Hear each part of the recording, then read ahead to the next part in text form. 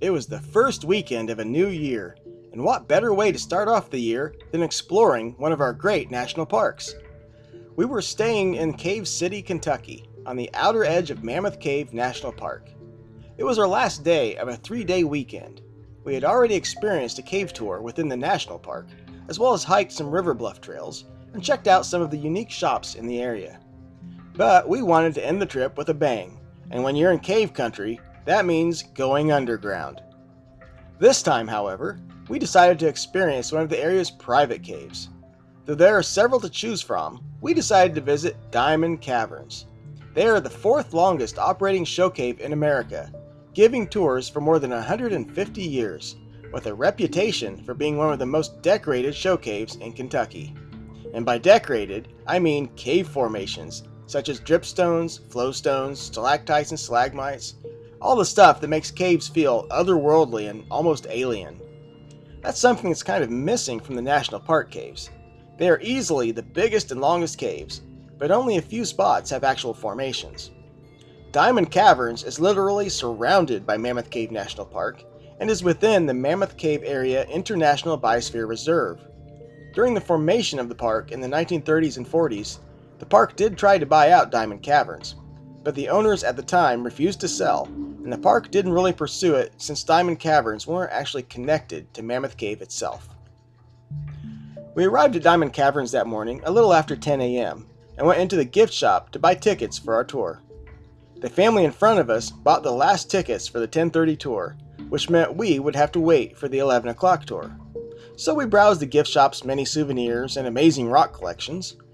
When our tour time finally came around, as luck would have it, nobody else had shown up during that time, which meant Sloan's Wilderness Expeditions would be getting a full hour private tour, having the cave and our guide Natalie all to ourselves. The downside, at least for us tourists, is that Diamond Caverns does not allow video within their cave, but they do allow all the photography you want. So that's why this video is all still pictures. Having the tour to ourselves, just Flutterby, Catfish, and myself, Cliff Dweller, we certainly took photos. And wow, was there a lot to see. The cave itself is not particularly long, just over a half mile, but we were in awe with every step we took. Every corner, every nook and cranny, formations everywhere the eye could see. This is a living cave, meaning water is still dripping through and the formations are still growing. There were pillars, onyx formations, gypsum, cave popcorn, honeycomb walls, even sheer formations they call cave bacon.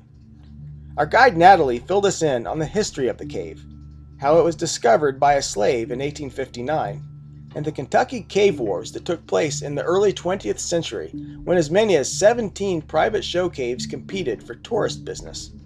Now of those 17, Diamond Caverns is one of only 2 still in operation. It was also pointed out where some formations had been broken during those cave wars, when other cave owners would send people to sabotage the cave, sometimes even burning down their building. The Kentucky Cave Wars didn't end until after the cave explorer Floyd Collins got trapped in a nearby cave in 1925, and a huge undertaking to rescue him got national attention. Though they were unable to save him, the media attention on the caves ultimately resulted in the formation of the national park. The history of these Kentucky caves is almost as fascinating as the caves themselves. Diamond Caverns was once even used as a wedding chapel.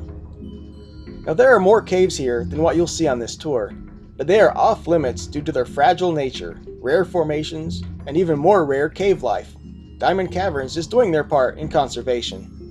Sadly, the only cave life we've seen on this tour were cave crickets. Diamond Caverns will always be overshadowed by Mammoth Cave, but Mammoth Cave has nothing on Diamond Caverns when it comes to showy formations. Even if we had been stuck with the full crowded tour, we would have loved this cave. But having it all to ourselves, well, that was the icing on the cake. So in conclusion, if you ever find yourself visiting Mammoth Cave, don't only settle for tours from the national park. Check out the nearby private caves as well. You won't regret it.